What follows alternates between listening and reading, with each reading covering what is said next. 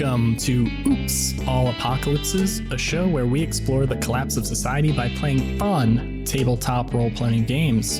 I'm your host, Stu Masterson, and I'm joined by two beautiful flowers. Oh, I want to be a honeysuckle. That's my favorite. I love the way they smell. And taste? Actually, yes, I do love the way honeysuckle tastes. Just tastes like drinking Tastes honey. just like a bit of honey. Yeah. I don't think there's enough honey flavor in a honeysuckle. It's like a tease. That's why I just grab handfuls of them off the bush and just chew them in my mouth.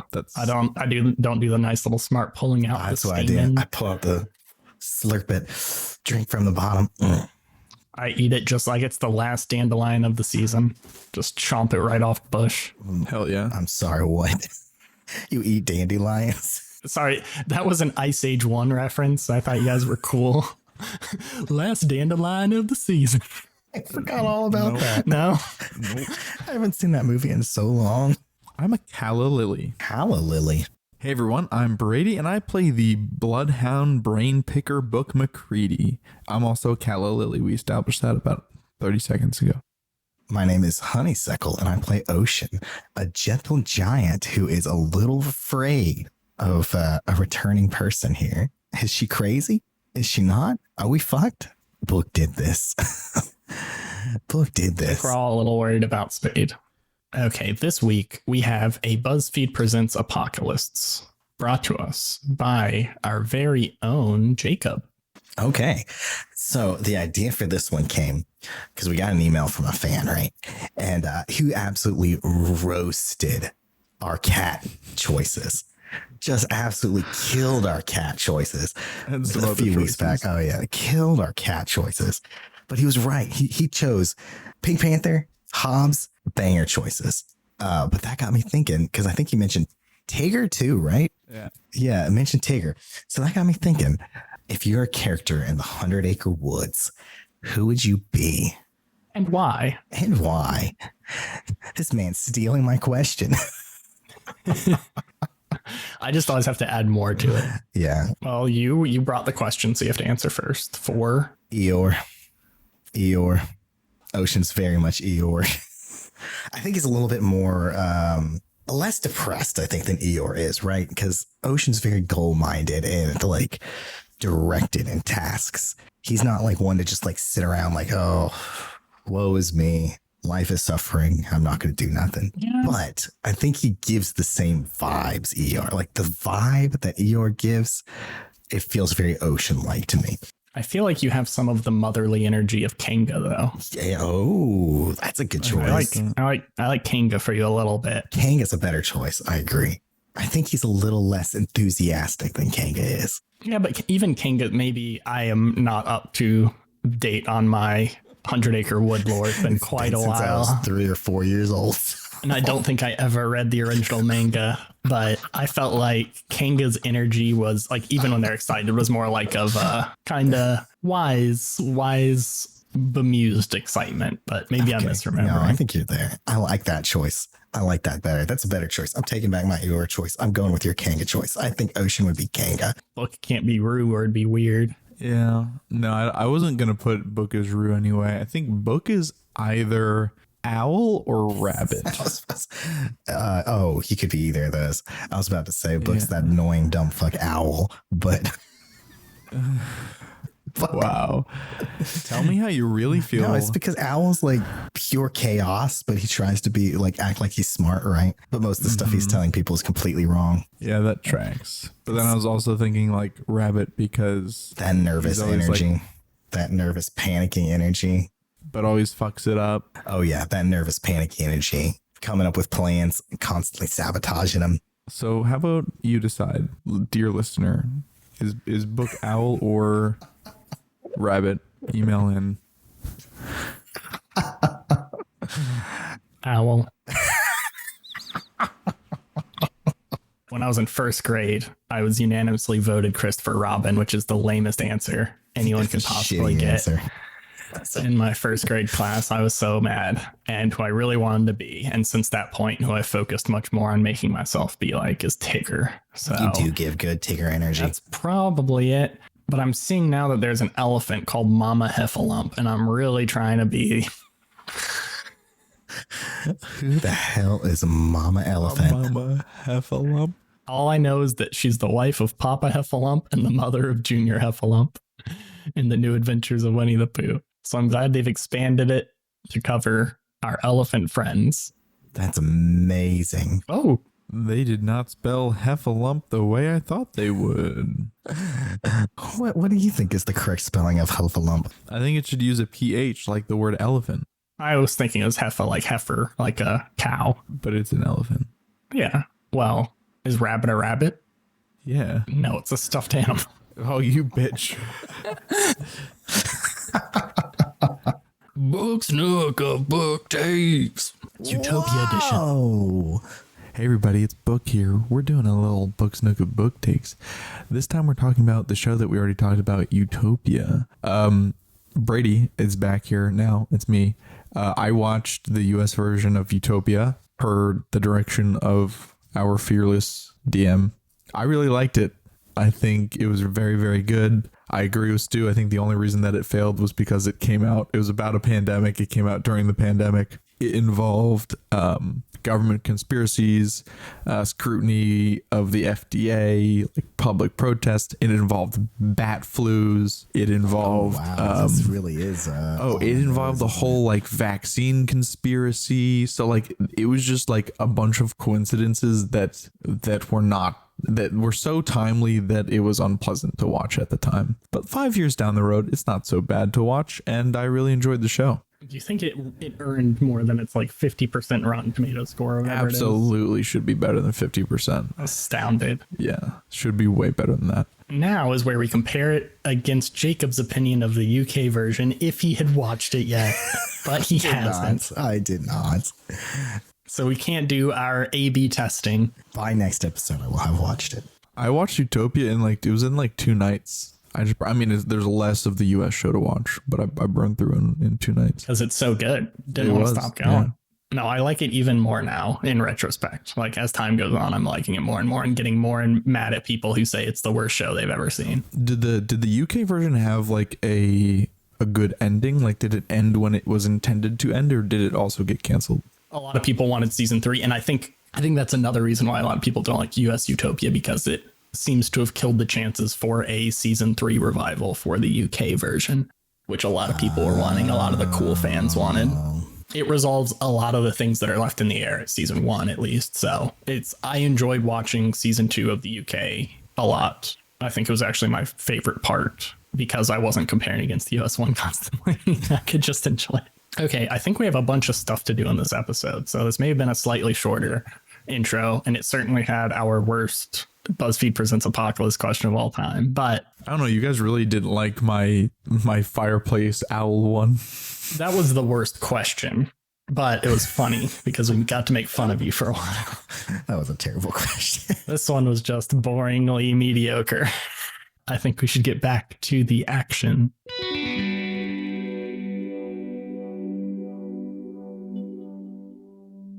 You all are infiltrating the tower and you were riding up in the elevator when you heard some sort of secret message that alerted you to first stand still and then go on top of the elevator as a hatch opened up. As you guys scaled to the top, you were pulled up by someone you recognize, Spade, a former bouncer at Juniper's bar who both got hooked on the secrets of the psychic maelstrom. And then they said, "We don't have much time." Spade, you made it here. Yes, I've been here for, I don't know, like months, years, decades. It has not been that long. It feels like it to me. Look, your dad is in here. I think I saw him. Oh shit, I thought that was going to be a more of a cool reveal. Spade, how do you know Book's dad? And was that you? The explosion that we felt so long ago? There was a big explosion and you were missing. What? Yes. What have you been doing here? I tried to blow it up. I used so many explosives. I brought a lot with me and then I crafted more from what I could scrounge up here, but it did nothing. I set the charge.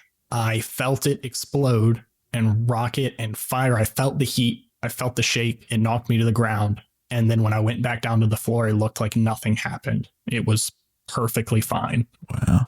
Huh. So nothing I've been able to do from here has impacted anything.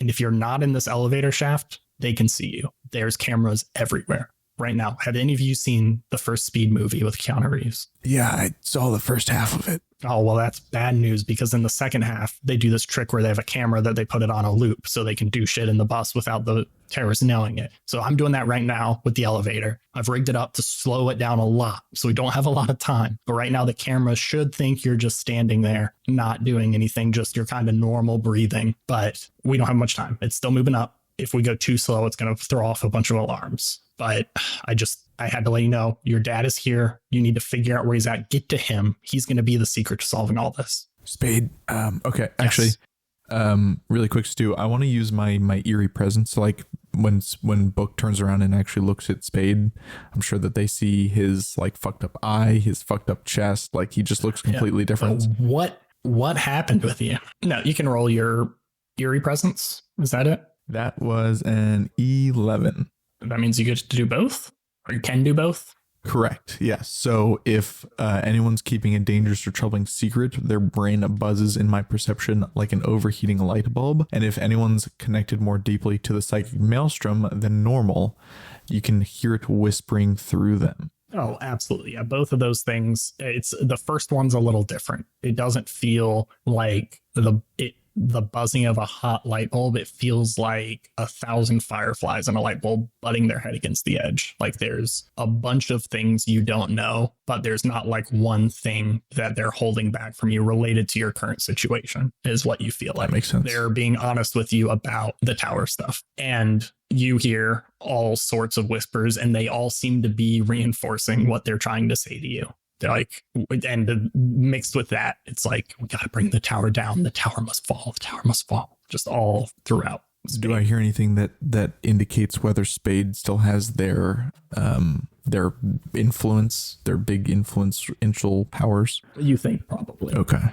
Because that could be very useful when it comes to taking down the tower. Ooh, okay. I'm like, is there any chance that power would work on the AI? It could. It may. It might. Have to try. How could we test that? That's definitely the hard part. Yeah.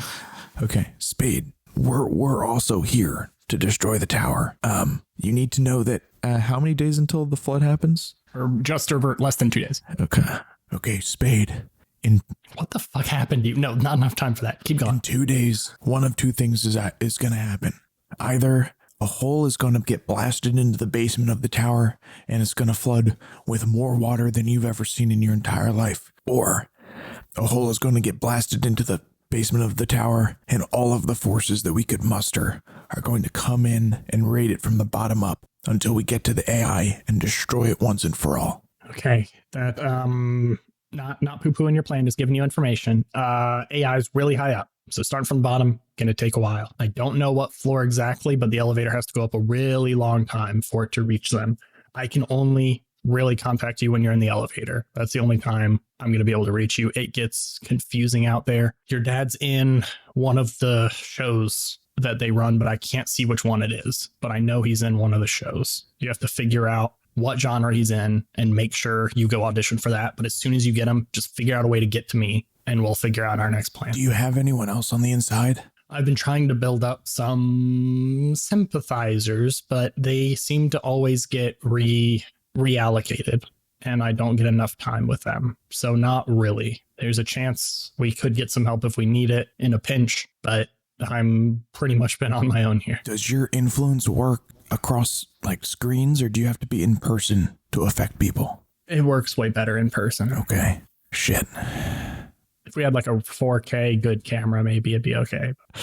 Spade, are you just living on top of this elevator? Pretty much. There's some crawl spaces, but they're never in the same spot. And you look on the top of this elevator, Spade has etched into it like tons of notes. You see up the side of the wall, there's carvings in that as well, where they've tried to like mark different floors and things like that. And it looks like definitely like a crazy person board.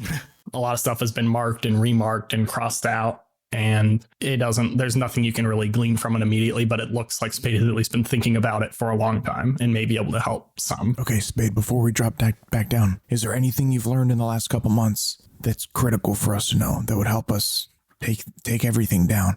I think pretty much just the stuff I've already told you is the most important thing, but we gotta bring the AI down. It can't just be a hey, rescue mission. We gotta end it here. Right. We want to save as many people as we can, but yes, I agree. Taking down the AI is the number one priority. Okay, can you work on something for me while we're trying to find my dad? Yes. And even though you haven't said anything, as they nod their head, yes, they start lowering Ocean back down into the elevator and they're like starting to reach towards Okay. you.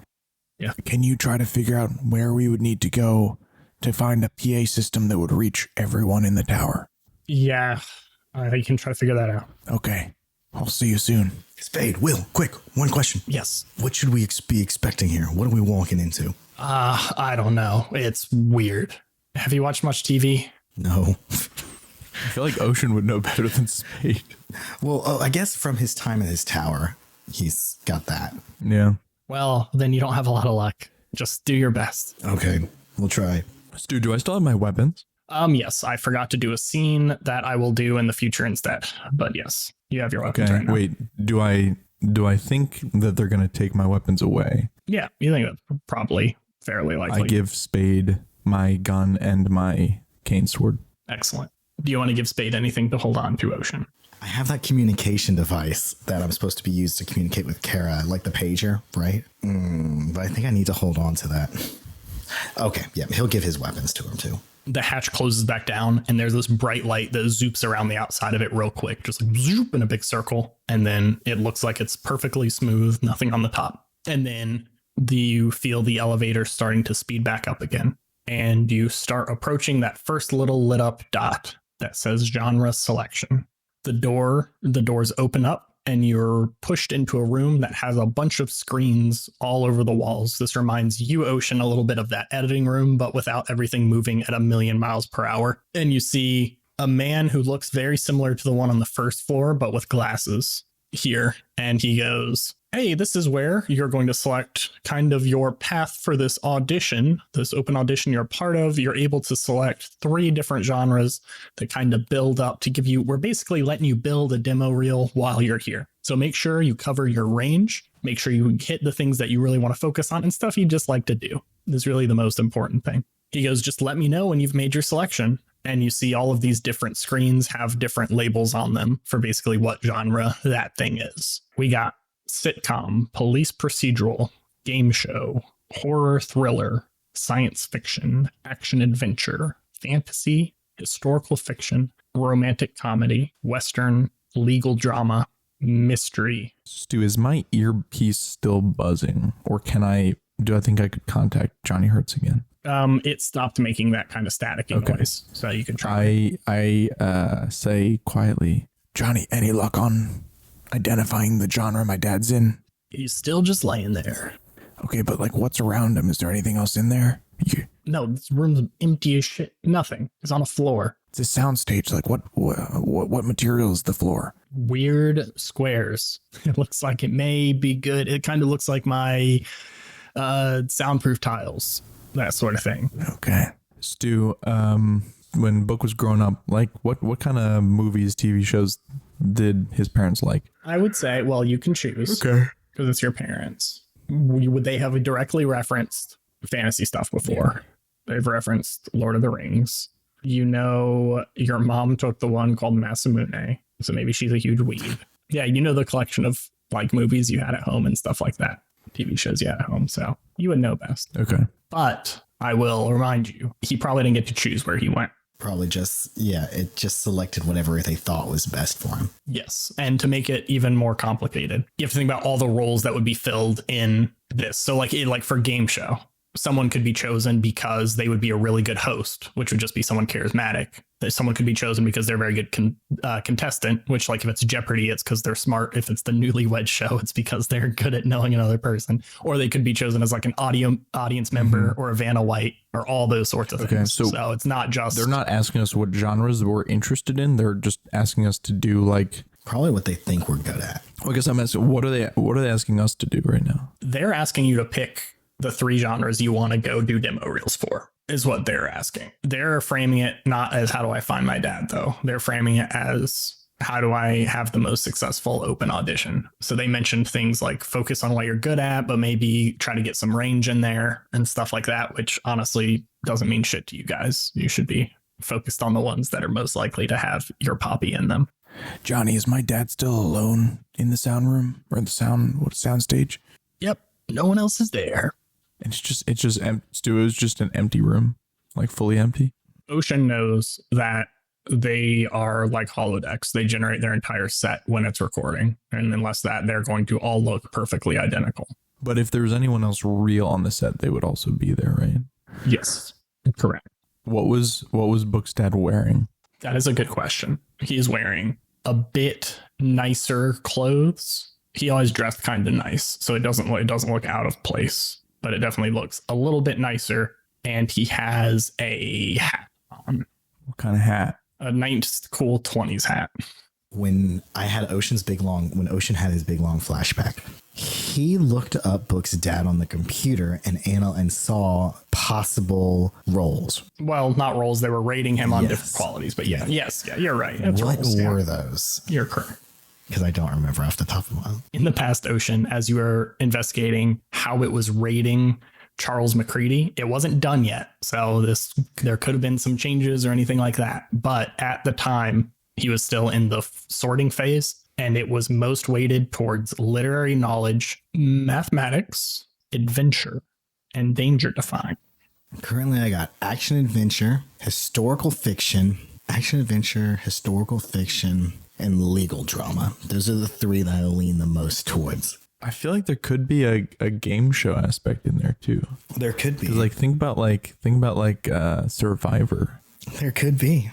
Well, I think My dad is dressed like a little fancy man, little Lord Fauntleroy McCready. That's an exaggeration. Does he look like injured or bedraggled or like he's been exerting himself physically? I can't tell from the view, I'll say. Do his shoes look scuffed? You cannot see that good. It's picture in picture and you're getting it through another person. Shit. Okay. To him, it looks like he's wearing. I thought that was a good idea you're having. So what you got from that was his clothes look maybe a little nicer than normal, but he's not wearing anything that is out of place for what he would wear. So that would maybe make something like sci-fi less common, but also it could be a Han Solo type. So those sorts of things. He does sound like he would fit in Firefly. Yes, he looks like someone from Firefly. I will say that. Shit. It could be any of them. But he could also be a detective in a police procedural. I think we should definitely pick game show just because I think that could be fun. But then action adventure, because he scored high on adventure and danger defiant. So action adventure. Yeah. Oh, and then either historical fiction, legal drama, space western, or Mathematics, though. Okay. Literary knowledge, mathematics, then danger defying. So I feel like game show's a good one. Let's eliminate some. Should we eliminate sitcom? I think so. I don't see him being a Should we eliminate police procedural? I think police procedural. Oh, it could be. We'll leave that on maybe. I think sitcom, fantasy, romantic comedy, and science fiction are for sure no goes. Yeah. How about to be nice, since you asked about his clothing, I'll say his clothing makes it unlikely for it to be science fiction or fantasy. And I'll even throw in like Western, space Western. That'll be super extra nice. Sick. Because he does look a little Western, I'll say, but not Okay. not very. Yeah. So we have remaining police procedural, game show, horror thriller, action adventure, historical fiction, legal drama, mystery. Here's the thing. I don't think Stu wants to do another court case. Oh, episode. smart metagaming right there. Let's cross that one off. So I'm eliminating legal drama. Stu hated that, so let's get legal drama out. Okay. Between action adventure and horror thriller, I think we can eliminate horror thriller. Yes, I agree. I'll give you a hint. I only prepped for one of these. Oh my god. But I'm ready to do all of them. Oh my god. Okay, so what we have left, we have police procedural, game show, action adventure, historical fiction, and mystery. Okay, so we have to get rid of two, right? What genre would you say Indiana Jones is? Because that's, in my mind, what he's in. Okay, then that's straight up action adventure and Yes. historical fiction. Exactly. I see him being an Indiana Jones like figure. Plus the way he's dressed with his little hat and his Western looking look. I see him being an Indiana Jones. Though. He is dressed exactly like Henry Jones Sr. Exactly. That's what I'm thinking. That's my logic. My logic is that I think he's an Indiana Jones-esque figure. So the Indiana Jones-esque genres, I think, are the ones we should go for. Here's the only thing though. I feel like it would be really fun because like a police procedural and a mystery and an action adventure and a historical fiction, but like those two have a lot of overlap. Maybe we swap mystery for police procedural. Well, no. We got rid of both. So I'm saying we still have action adventure and historical fiction, and we got rid of police procedural and mystery. Whereas like a police procedural can be. What if we swap historical fiction for police procedural? I'm not advocating one or the other. I was just wondering if like we could min-max it by doing. Yeah, no, I'm agreeing with you because I think historical fiction is less likely. Because when I think historical fiction, I think like Bridgerton or like, I don't know, Pride and Prejudice and like less like action adventure. Stu did say a lot of them are romancy, which is not the vibe for C.D. McCready. So Stu, book. Final answer. Goes up to the, what is it, a screen, a piece of paper? What are we signing? You're looking at screens, but you're giving him Plinko balls that are underneath them. Plinko balls aren't a thing. There's little golf balls underneath each of them in a tub, and you're allowed to take out the ones you want and you hand them to the guy with glasses. Okay. So book and ocean together. First reach into the police procedural bucket. Okay. Jacob, what's our next one? Game show. Okay. And then finally they reach into action adventure. Okay, you hand them, and the man looks over them and he goes, yeah, it's an interesting swatch of different skill sets you think you got there, but I'm excited to see how you do. So thank you so much. Normally these were balls because I was going to put them in a big tumbly thing, but I like your guys' style. So which one do you want to do first? Oh, well, I guess let's just go in the order we started them in then. I like your style. I'm going to do it in the order you picked it in because I want you to be able to kind of wow them immediately because like, you may get more eyes on you if you do a really good job early. So definitely think about that. Like really try to make a name for your state. Make choices is what I'm going to say when you're out there. When you're auditioning, just like go for it hard. And we'll start you at police procedural. And he hands you that ball back. Okay. Where do we go? Elevator. Oh, okay. We get back in the elevator. Is it singing anything to me, Stu? It's not singing anything to you, but as you go in there, it starts automatically moving to the green room.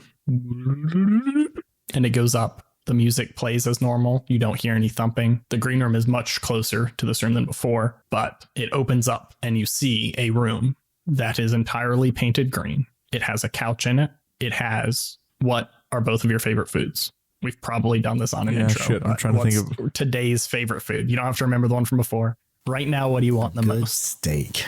mac and cheese.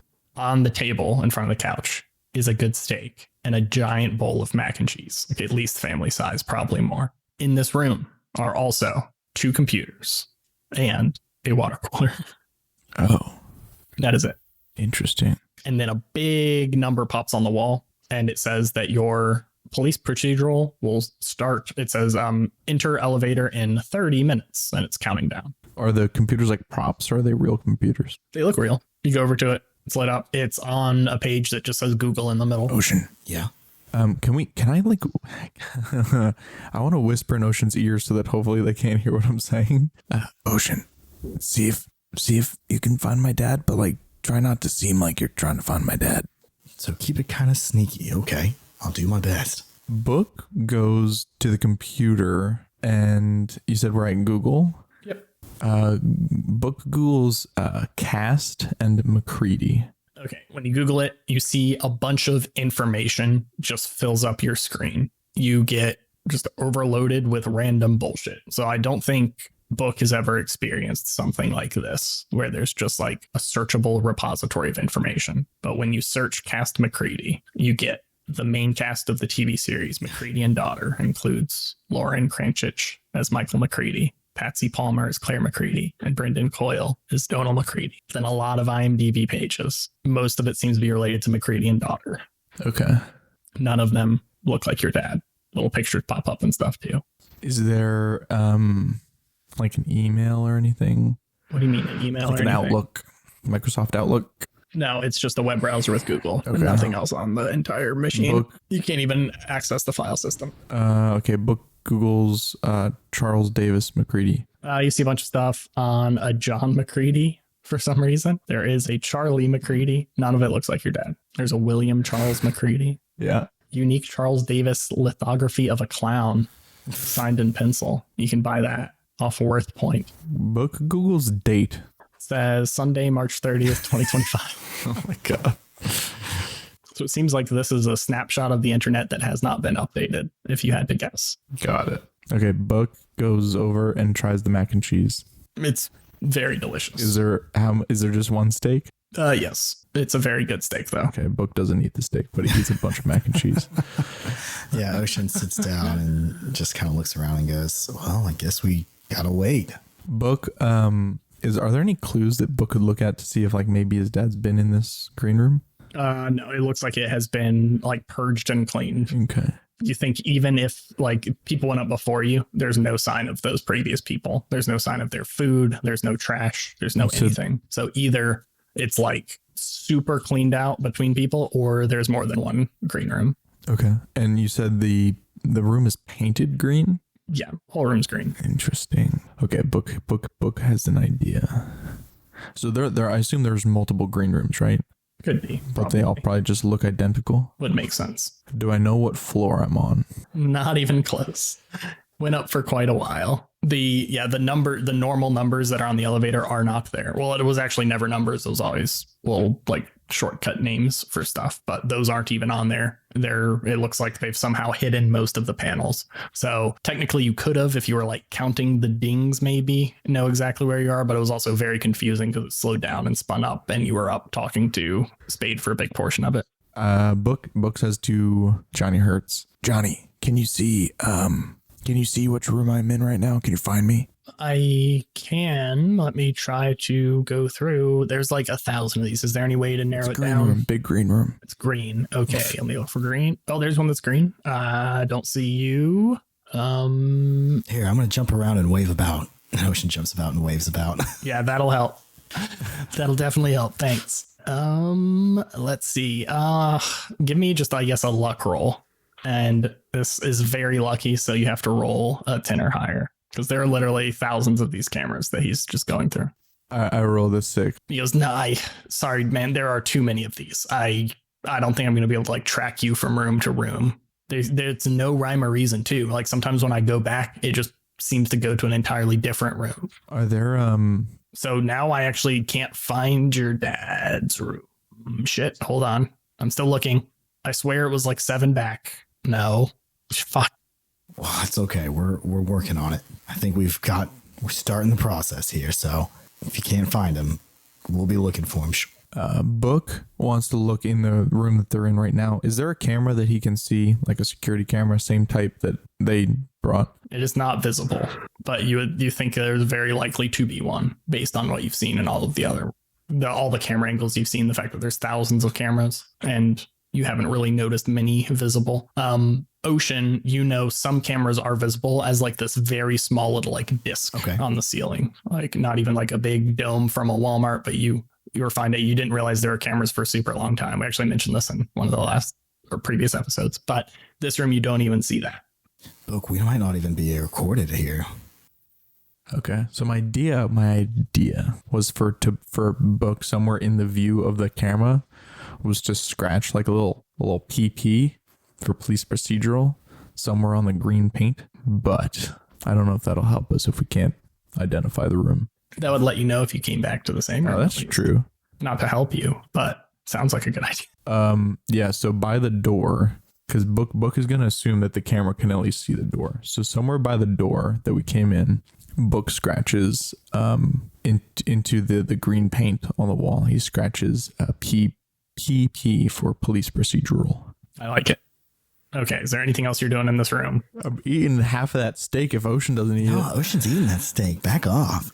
Ugh. Yeah, this is my steak. Well, then you don't get any mac and cheese. I don't want no mac and cheese. This is what I've been wanting for ages now. You want some mac I've been and craving cheese. this shit for months. Now I want mac and cheese. Okay, so you eat for the remainder of your time. Well, I guess. Ocean, as he's eating, wants to look up police procedurals to like on the internet to watch them to see if he Oh, can. that's a good idea. To see if he can, because he's a not good seen very idea. many shows, so he wants to try and educate himself. Excellent. Okay. In this amount of time, you gain at least as much knowledge as Jacob has on what police procedurals are.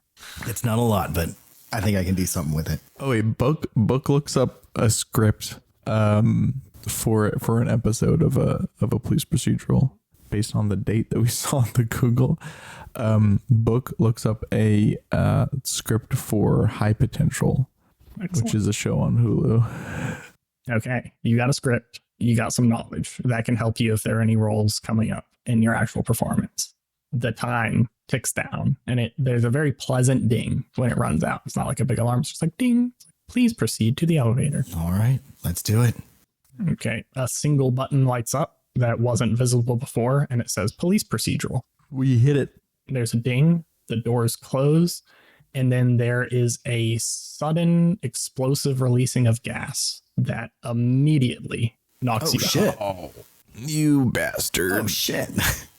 Your brain is just like empty as this gas fills your lungs and you're out in just like a split second. There's no time to react. I'm not being a dick and not letting you roll. There's nothing you'd be able to do in this enclosed area as it quickly filled up. There's not even like a moment of panic. If an external observer could see you, you were just standing there happy and then limp on the ground, just fall down. In your guys' brain, at first, there's just nothing. It's like being asleep. You don't realize it's happening. But then you start like seeing images and you hear some music playing and there's some like dramatic background music. And your entire brain is filled with the image of some drunk guy stumbling in the annals of Lincoln Field. And he's going between the different concourses. And it looks like he's been drinking a lot. He's wearing a Philadelphia Eagles jersey. Also, it's Lincoln Financial, not Lincoln. It's not just Lincoln Fields too. The people in the know call it Lincoln, okay? The link. No, they call it the link. People in the know call it the link. They call it the Finn Field for Lincoln Financial Field. They call it Linfin Field. Linfin Fee. He's stumbling down Linfin Fee, and it looks like there's a game ongoing right now, but this man is not paying any attention to it. He is covered in sweat. He's kind of bouncing across the walls, and you see him head towards the restrooms, and he does not look okay. He's kind of panting. He looks like he may be about to vomit, and he stumbles through the doors, and he leans against the wall right above the urinal trough. And he's just like, seems like he likes the feeling of the cold tiles against his face, even though this is disgusting. We've all been there though, at the link. He finally kind of shakes his head and he looks around and it is like dead. There is no one else in here. Never happens. I know. He looks down at his phone and he sees that it's tied up in overtime. And he's like, oh, what? Oh, no. It's like 45-45 against the Cowboys. And he's like, shit. And he kind of shakes his head. And then he realizes he has to pee and he goes to start peeing in the urinal. But as he looks down, he sees a hand pushing out of the tub of ice on the bottom. What? And he panics and stumbles backwards and zips himself up and runs out of the bathroom door. And as it pushes open and then slams back closed, there's a seamless scene transition to CSI being on the scene. Sorry, did you say tub of ice? Yeah, big pee trough. You know the big pee troughs with ice? They put ice? You've never seen this before in your life. I know it's not actually like this at the link, but it should be because it fits Philadelphia. I've never seen a pee trough You've with never ice in it. seen an ice-filled pee trough before. No. I have seen it. I have seen that before. No, it's nasty. I'm Googling PP ice trough. Yeah, so there's a body in this ice trough, and CSI arrives on the scene, and you can see there's camera flashes and people everywhere, and your guys' brains just like immediately snap into the first person's perspective of two bodies. Both of you give me an act under fire roll first. Oh boy. Let me practice my new backspin roll. Yeah, get it It's on gonna there, go buddy. flying. Do it. 8. Is that aggro? It's cool. It's your good one. Oh, thank God. Then I rolled a 7. I rolled a 4, but +3. So when you guys snapped to it, you had like clear mental images of everything that was going on for that first part I just described, but you're just suddenly in the perspective of an actor on the set. Everything you see around you looks completely real. You have some like weird memories in the back of your head that kind of like feel like you're supposed to be right where you're at. And you're not really disoriented. With your mixed success, I'm going to give you guys opposite problems. So Book, you haven't like lost your faculties or anything, but your purpose for being here, the things that brought you to the tower, everything before that is just kind of in the back of your mind, but you are way more focused on what you're actually supposed to be doing here as a CSI crime scene investigator. Hell yeah. Ocean, you're the opposite, where even though you did some research and you knew what you're trying to do here, everything just seems like a little off. Like, how did all of this happen? Why am I here? What am I actually supposed to be doing as you're going along here? But you are thrust into this. You are already upright. You know you were just knocked out by some bone gas or something like that. You're ready to go in the middle of a scene. People all around you. We're in a super dark bathroom, like very poorly lit, very grimy. But as Book pushes through and like under the tape, lifts the tape up, after he comes back up on the other side in the very dark bathroom, pushes the door open as he's coming through, puts his sunglasses on, strides in. He's not wearing any PPE because that never happens in the TV show. Yeah, why would you? But he takes out a hanky and he pinches the hanky between his hands so that when he can grab evidence, it's just got his hanky fibers on it instead of his actual fingerprints. Ocean's not quite. He's still kind of confused, right? So he looks around briefly and he nudges Book and it's like, wait a second, how did we get here? What's happening? We drove over in the police cruiser. What are you talking about? Were we in an elevator just like a couple seconds ago? What is this? We didn't use the elevator to get to this floor. We took the stairs. Huh. The elevators are super slow at the link. I must have bumped my head pretty hard there. Okay. But what do we have going on here? Let's take a look at the scene. Well, it looks like and Book uses his hanky to pick up a piece of ice that just immediately wets the hanky with pissy ice. Oh, God. Looks like somebody disposed of this body in this here trough of ice. What's worse is it seems like a couple thousand people then pissed on the body, covering it in their DNA and also disgusting bodily fluids. The perfect crime.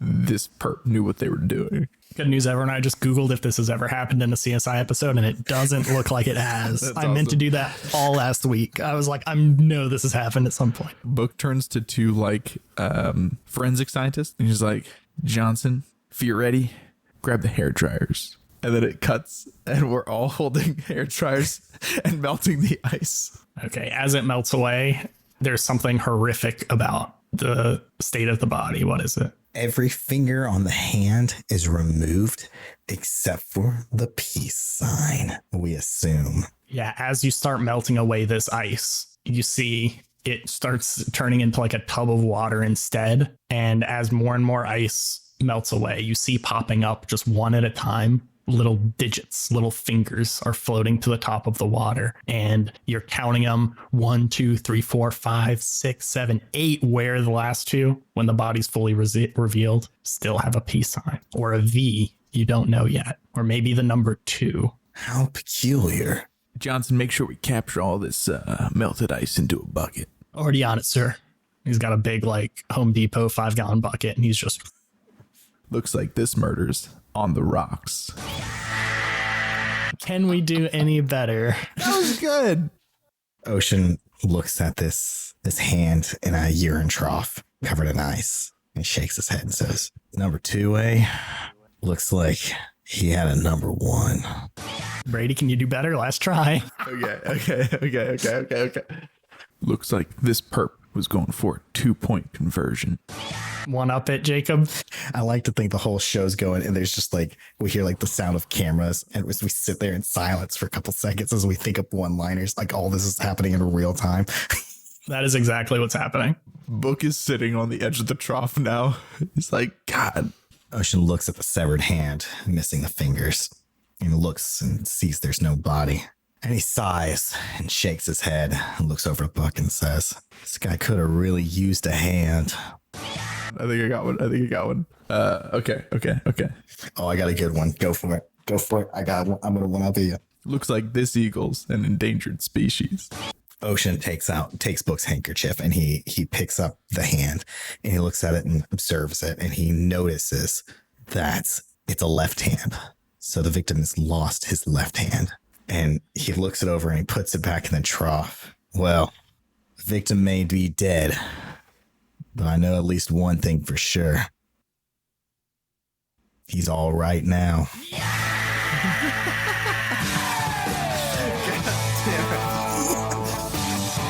In your minds, immediately, the intro credits play.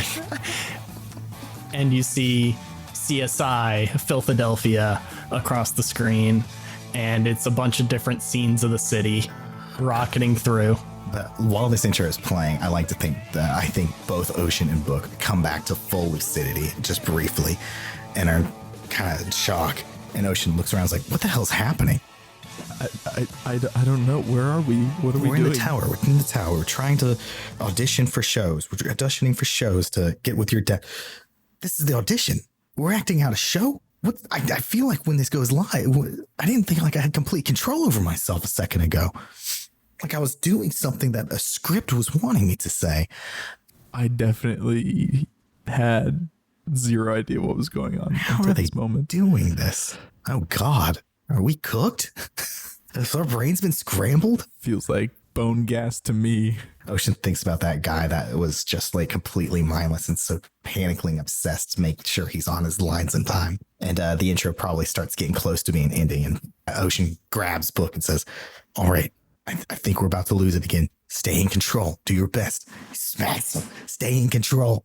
Right when you yell that, you're in a completely different spot. You're now in the lab back at CSI headquarters, and the parts of the body are spread out amongst this big metal table, and all the lab technicians are here doing stuff around it.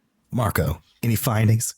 Yeah, it definitely looks like there are some defensive wounds on him. You can see under his fingernails, there's some of these white fibers. It's very odd. It seems like it may be a cotton or synthetic blend. I got to run it through the lab to make sure.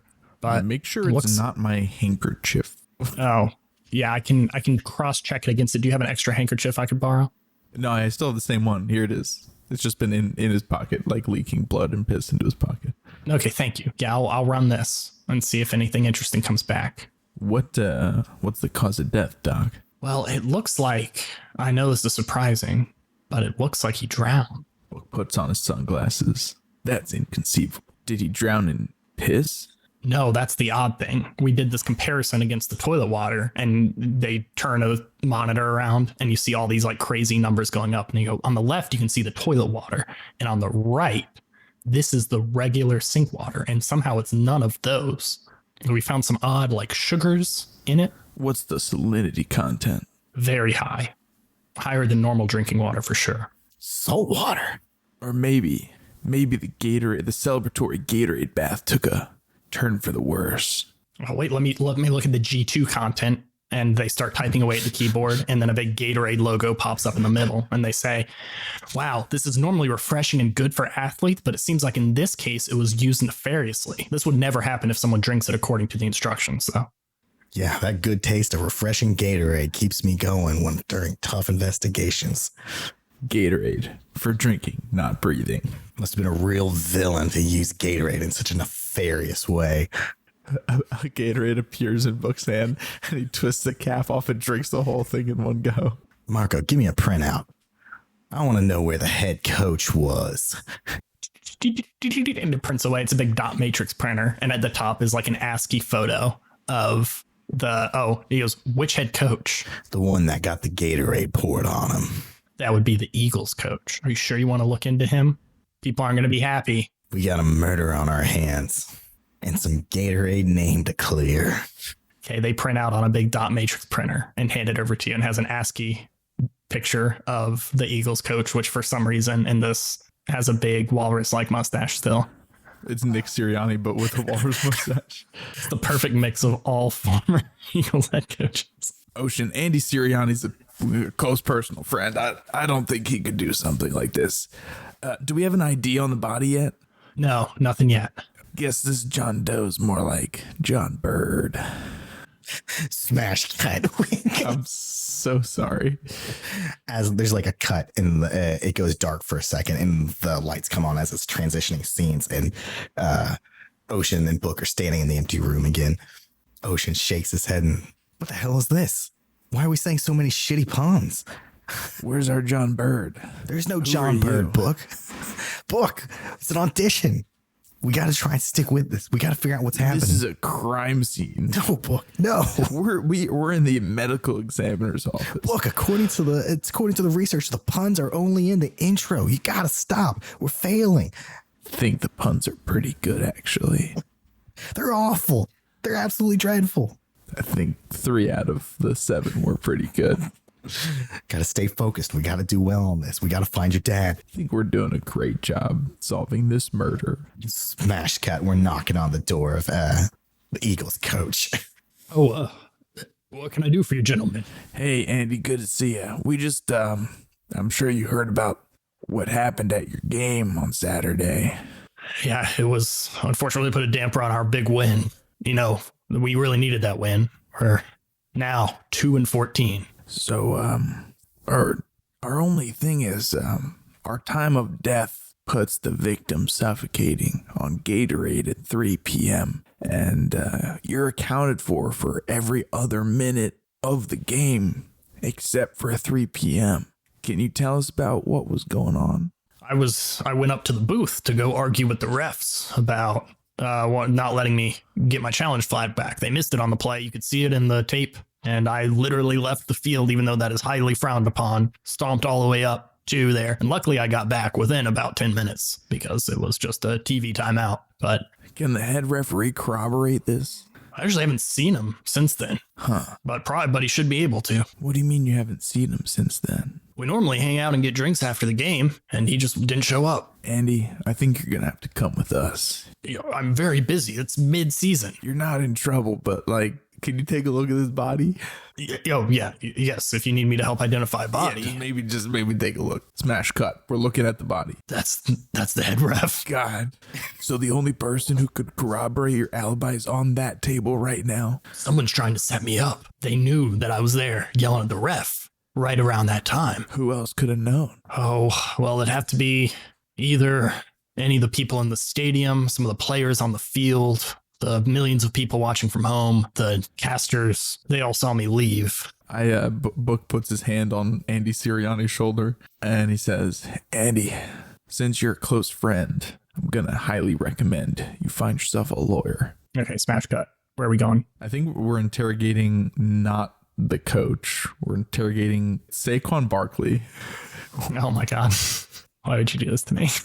Saquon, we're both graduates of the great Penn State University. Go Litany Lions. Rawr. We are. Lion. Good. So, what can you tell us about what your coach was doing at 3 p.m. during the game? Man, I can't talk bad about Coach. You know that. Like, he's always been there for me. We're not asking you to talk bad. We're just asking about what his whereabouts were. He was fired up. Ocean's standing there with his arms crossed, looking at the perp. He was really upset. He was fired up. You know, he gets that way sometimes. He's got that in his blood, but he's fighting for us, right? Like, we were almost injured on that play, and you can't challenge a personal foul. And he tried to, and then they still took his challenge away. I think they're supposed to just like burn a timeout, but I don't know why that happened. And he was really upset about it. I've never seen him that mad. And I've seen him literally throw a punter through a bathroom stall before. Does Coach do a lot of violence in bathrooms? That's his favorite place for violence, definitely. The time of death was 3 p.m. Coach was gone at 3 p.m. to talk with the head ref, and you say that he was angrier than you've ever saw him. In my life, yeah. Ocean smacks the table and goes, cut the crap, kid.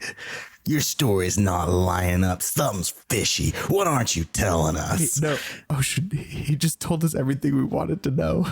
No, he's right. I haven't been telling you everything. Oh, no. Yeah, Ocean looks at Book and says, sometimes you gotta throw the bad cop when they're least expecting it. Okay, he didn't make it all the way up there. I think he's lying to you. I know he got distracted. But Andy did not make it to the head coach. When he's that mad, there's only one thing that calms him down, but you cannot tell him I told you this or to let anyone else know. You're Do you promise? sure. As long as nobody's life's in danger, I'll do my best to keep your secret. I'll promise you this, Saquon. If you tell us what you know, you'll be protected from the consequences. Book's really bad at bluffing. The only thing that calms him down when he's that angry, I know this is what he had to have gone do, is he goes and he eats between 6 and 12 hot dogs, pulls his hat really low, and throws batteries at the Cowboys fans. It's the only way he can cool down. And when he came back, I saw that look in his face. I know that's exactly what he did. I saw the ketchup and mustard on his lapel. And then you hear some tapping on the glass, and one of the lab techs pokes her head in and she goes, I crunched the numbers and there was a 40% increase in hot dog consumption right around that time. I think the story's checking out. There's only one way to know for sure. Give me a stool sample. On it. Smash cut. We're nosing through Andy Sirianni's poop. Do we find hot dog remnants?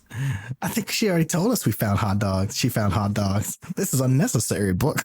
No, she said hot dog purchasing went up by a lot. You know, instead of digging through Find hot dogs in his poop. This is gross, so yes. Hell yeah. Ocean shakes his head. Saquon's story checks out. Looks like the coach is off the hook. We let Andy Sirianni go. There's a press conference and he's dramatically unhandcuffed in front of everyone. And he goes, the treatment by the Philadelphia Police Department has been absurd. I cannot believe that they would put me in sort of this situation. They seem like a bunch of Cowboys fans to me. Whoa. And there's a bunch of raucousness and he goes out into his car and they drive away. And then smash cut, your boss is in the room. And they're like, I can't believe you dragged Andy down there into here. You know, even if he killed 10 people, we wouldn't be able to arrest them. Andy himself admitted that the only person with the head coach at 3 p.m. was himself. Well, he didn't do it, so you got to do your job better. I got people yelling at me now. He lied. So that's on him, I think. He's allowed to lie. He's the Eagles head coach. You pull more shit like that. Oh, yeah, they can curse on CSI now. You pull more shit like that, and you're not going to have a job much longer. Ocean, we better solve this crime fast. Yeah, we're missing something. But we smash cut to we're reviewing tapes, and Book is holding a magnifying glass to the screen over where like the ref box is, where they like review tapes and stuff. You're watching on just like hours of tape, right? You're just like going through it all. Or are you looking at right around this time? We're focusing on like the 3 p.m. mark. But so like the start of the game, we watched from the start of the game to 3 p.m. So it's like 2 hours. Okay. You notice that for 4 plays right around 3 p.m., the Cowboys only had 10 men on the field. Ocean looks at the tapes and turns to Book and whispers, how many men are supposed to be on the field? Either more or less than 10. I think probably 11. Yeah, Ocean kind of scratches his head. Man, I didn't think this would come up in the audition. What are you talking about, Ocean? Never mind. Looks like we got to figure out who our missing man Book is. Quickly, we're at a TV screen. We're at a computer. Book types in how many players on field football. Eagles, It Cowboys. says 22. I only count 21 players. Let's dial back the clock and see who's missing. Let's do which Cowboys number is missing? 81. 81. Okay. And he's been on the field every other offensive play of the game. They're playing with 10 men on offense. Hell yeah. Sorry, I find this way funnier than it actually is. No one would notice there's a missing player on the field. That's a penalty. But I mean, that's literally the referee's job. So if he was busy murdering a ref, Looks like a player's due for a red card. we knock on John Stevens Jr.'s door. It's quiet for a little bit. You hear some dogs barking. You look back and his car is definitely here. And then suddenly you hear broken glass as he hurtles through the bay window, and he just takes off on a blazing sprint. He's got a football in his hand. Oh shit, Bookie's running for it. I'll try to cut him off. Hey! And Ocean just starts barreling towards the guy. Book runs around the corner to try to cut him off. Ocean flashes his badge and yells, "Stop, police!" Okay, we'll follow Ocean. He looks back over his shoulder and then does a spin move and hurdles over a bike that a little kid is riding and keeps going. Ocean shakes his head and just barrels through the kid and keeps running. The kid and the bike go in two different directions. Sprint forward. Stay out of the road. That's illegal, kid. I'm sorry. He takes a sharp turn down an alleyway. The kid is very clearly on a sidewalk.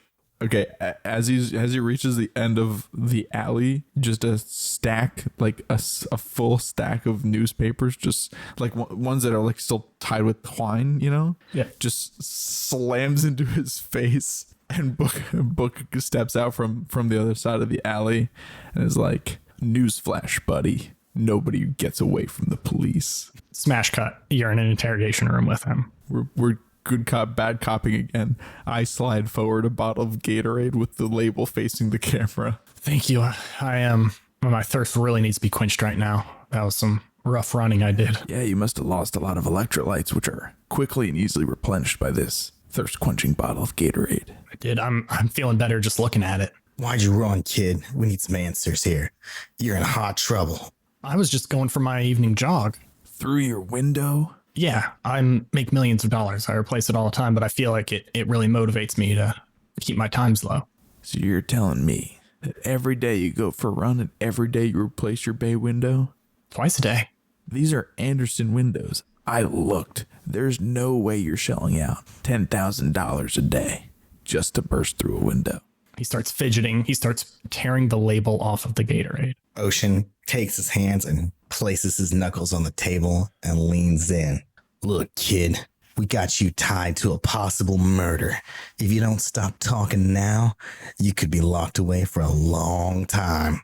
Maybe if you tell us what you know, we could go for a plea bargain. Tell us about head ref Mike Wazowski.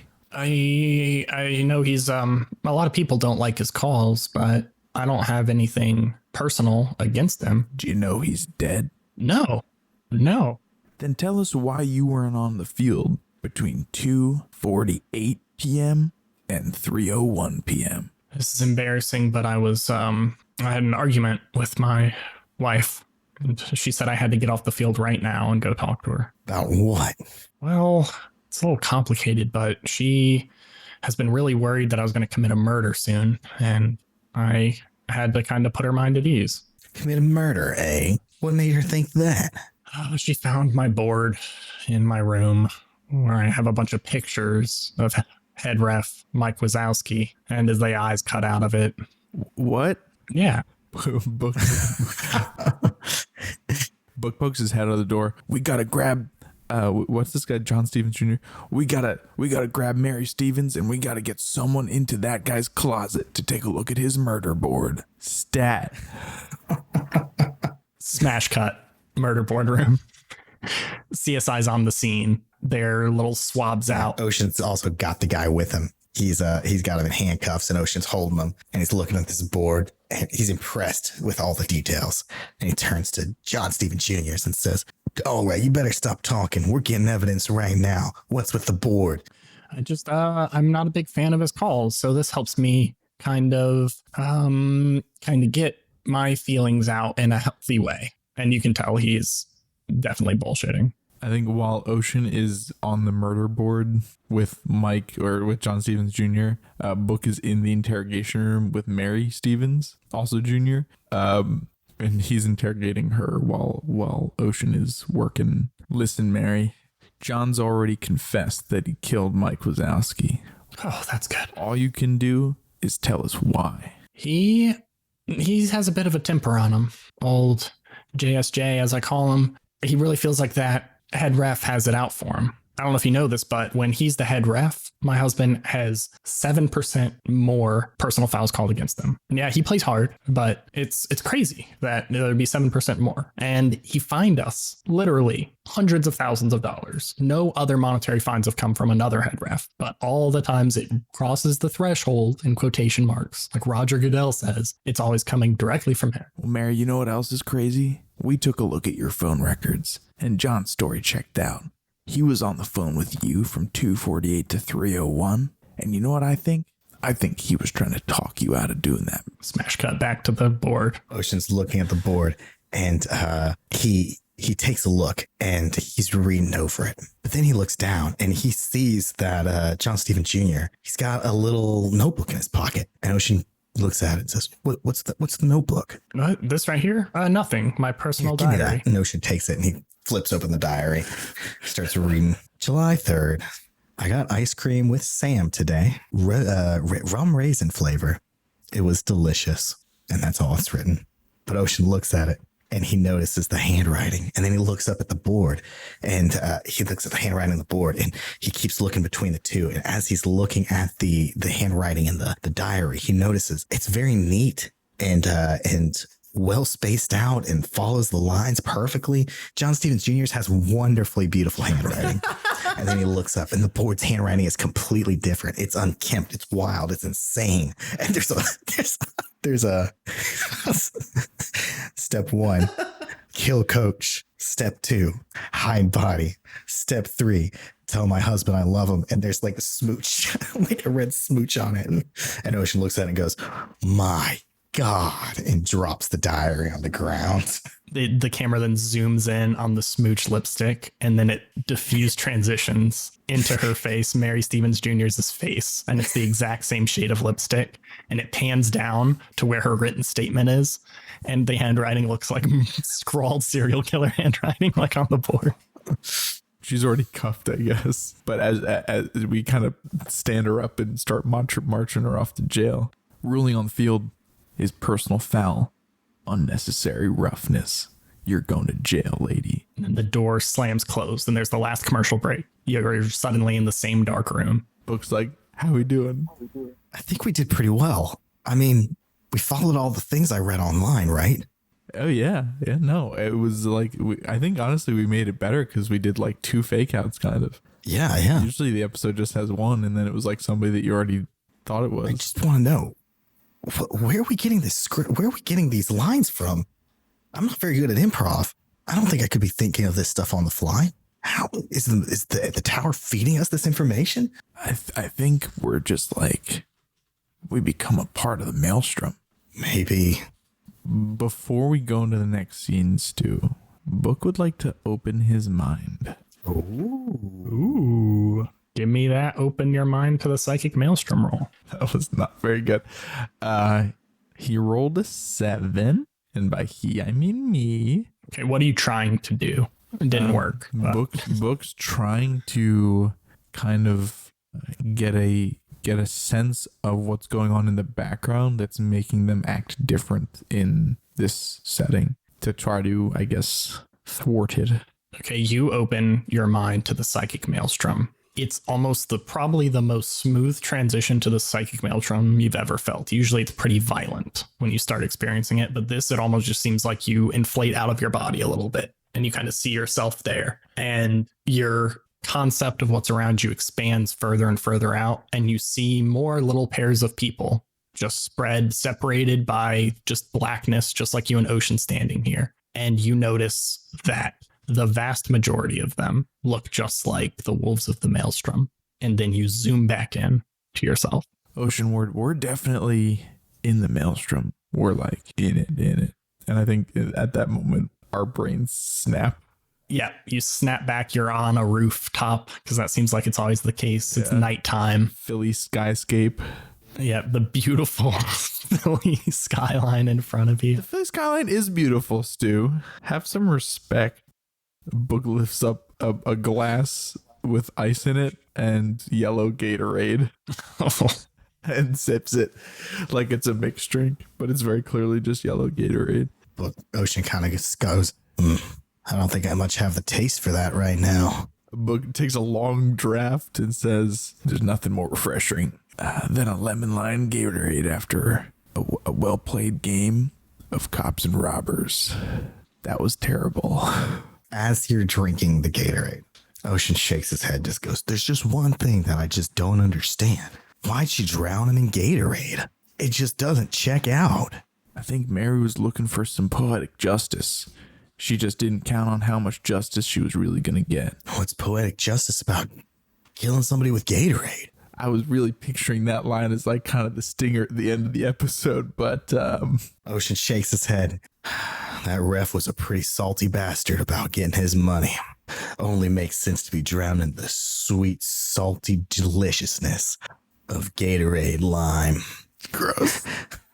The credits smash up on the screen. At the very top, it says sponsored by Gatorade. And then there's a quick disclaimer that also applies to us that says all characters appearing in this work are fictitious. Any resemblance to real persons, living or dead, is purely coincidental. None of these people are murderers.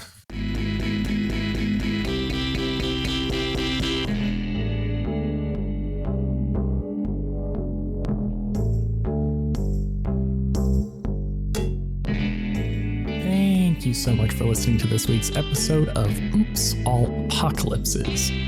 We got t-shirts and stuff. Click that link tree that's in the episode description. It's all the way there at the bottom, and there's a bunch of different things in there. Go check it out.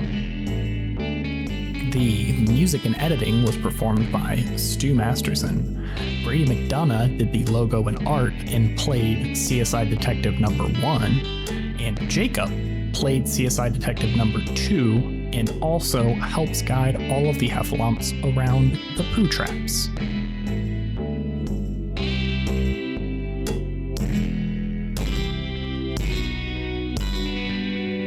Love you, bye.